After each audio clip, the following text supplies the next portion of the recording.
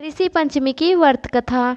श्रोताओं, आज भाद्रपद मास के शुक्ल पक्ष की पंचमी तिथि है और आज के दिन ऋषि पंचमी का व्रत रखा जाता है। हिंदू धर्म में ऋषि पंचमी का बड़ा ही विशेष महत्व है। शास्त्र अनुसार जीवन में आने जाने में कोई पाप किया हो तो ऋषि पंचमी का व्रत करने से और इसकी कथा को सुनने से उस पाप से मुक्ति पाई जा सकती है। ऋषि पंचमी का व्रत करने से स्त्रियों को अटल सौभाग्य की प्राप्ति होती है। आज के दिन गंगा स्नान का बड़ा ही विशेष महत्व है। ऋषि पंचमी की कथा को सुनने से तथा सप्त ऋषियों के आशीर्वाद से मनुष्यों की सभी मनोकामनाएं पूर्ण हो जाती है। तो आज आपको मैं सुना रही हूँ ऋषि पंचमी की बड़ी ही दुर्लभ कथा। इस कथा को बड़ी ही श्रद्धा और प्रसन्न चित्त मन से पूरा अवश्य सुनिएगा। भविष्य पुराण के अनुसार एक बार श्री कृष्ण भगवान से राजा युधिष्ठिर ने प्रश्न किया, हे देवों के देव, मैंने आपके श्री मुख से अनेकों व्रत के महत्व को सुना है।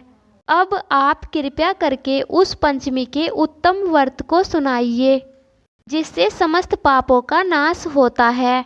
राजा के इन वचनों को सुनकर भगवान श्री कृष्ण बोले कि हे राजेंद्र, अब मैं आपको ऋषि पंचमी का उत्तम व्रत सुनाता हूँ जिसको धारण करने से स्त्री समस्त पापों से छुटकारा पा लेती है। हे राजन, जो स्त्री रजस्वला होकर भी घर गृहस्थी के कर्मों में निर्वत होती है तथा घर के बर्तनों आदि को जाने अनजाने में छूती है, वह स्त्री अवश्य ही नरक में जाती है।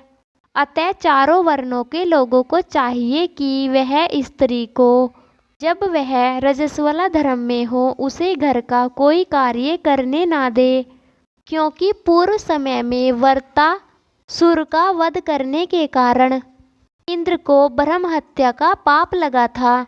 उस समय ब्रह्मा जी ने इंद्र पर कृपा करके उस पाप को 4 स्थानों पर बांट दिया। पहला अग्नि की ज्वाला में, दूसरा नदियों के बरसाती जल में, तीसरा पर्वतों में और चौथा स्त्री की रज में विभाजित करके उनके पाप की शुद्धि कर दी।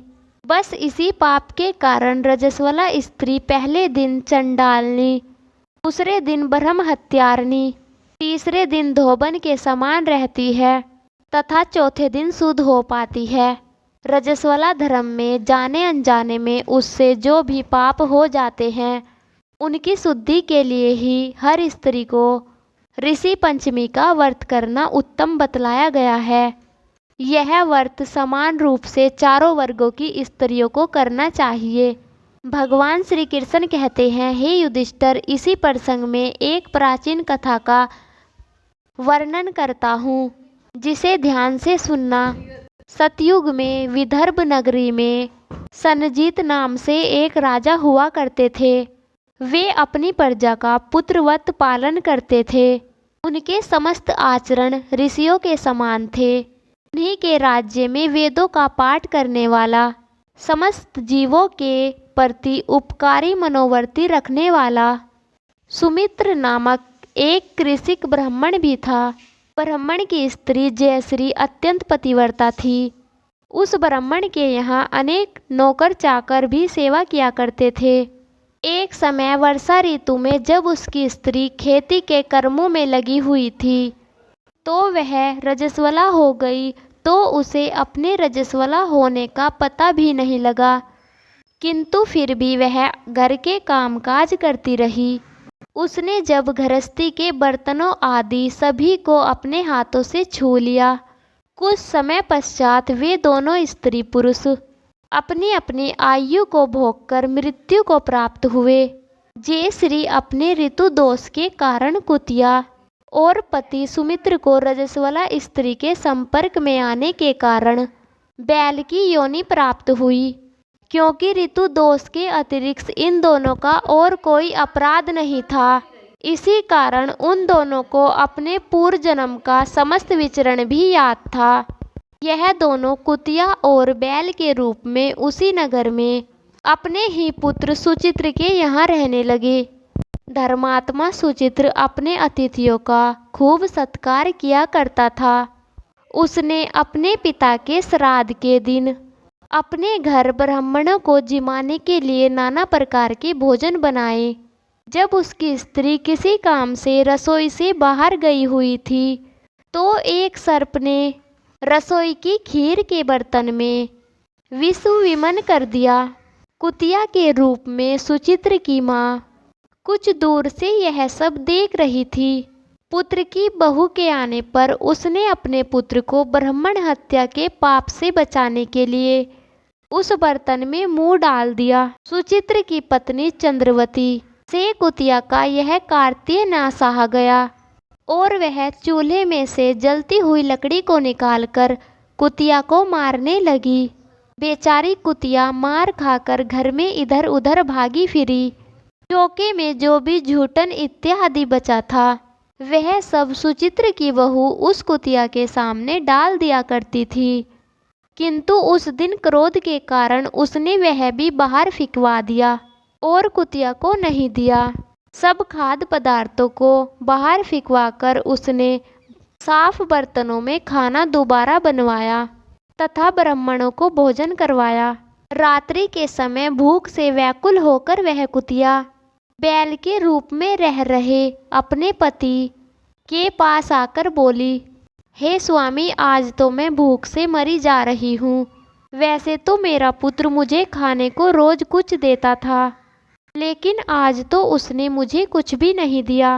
मैंने सांप के विष वाले खीर के बर्तन को अनेक ब्रह्म हत्याओं के भय से छूकर उनके ना खाने योग्य कर दिया।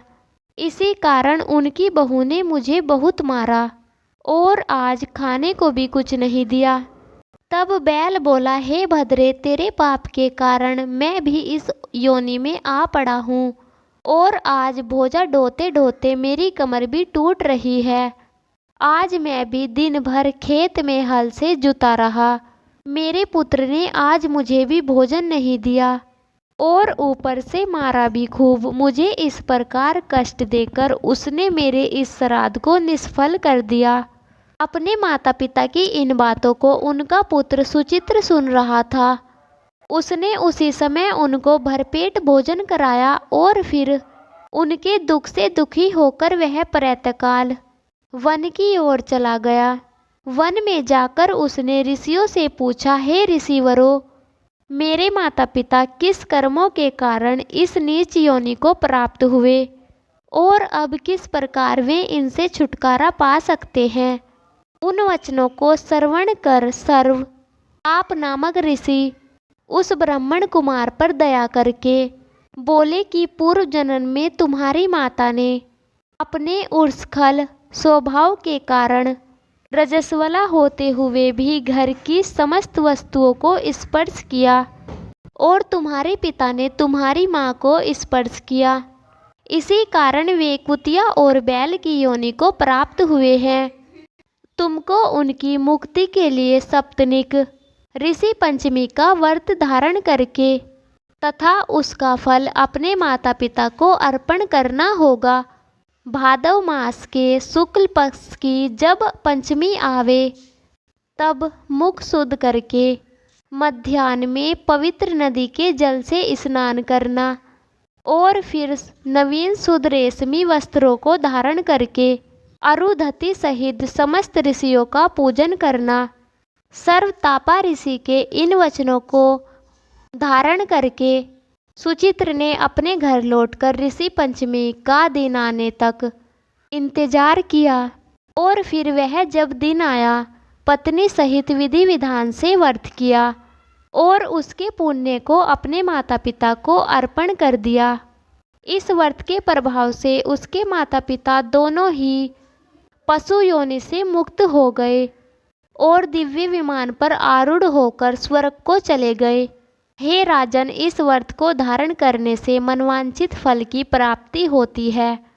समस्त तीर्थ यात्राओं, समस्त व्रतों और दानों से जितने भी फल प्राप्त होते हैं वे सब केवल इसी ऋषि पंचमी के व्रत से प्राप्त हो जाते हैं। जो स्त्री इसे श्रद्धापूर्वक धारण करती है वह समस्त सांसारिक सुखों को पाती है। यह व्रत समस्त ऐश्वर्य को देने वाला है और स्त्रियों के समस्त पापों को नाश करने वाला है। इस व्रत की कथा को पढ़ने तथा सुनने वाले भी समस्त पापों से छुटकारा प्राप्त कर सुखों की प्राप्ति करते हैं। प्रेम से बोलिए सप्तऋषि महात्माओं की जय। श्रोताओं, अगर आपको कहानी अच्छी लगी हो तो कमेंट बॉक्स में कमेंट अवश्य करिएगा और हमारे चैनल को सब्सक्राइब करिएगा, वीडियो को लाइक करिएगा। फिर मिलते हैं ऐसी ही एक और कहानी के साथ। तब तक के लिए आप सभी का धन्यवाद।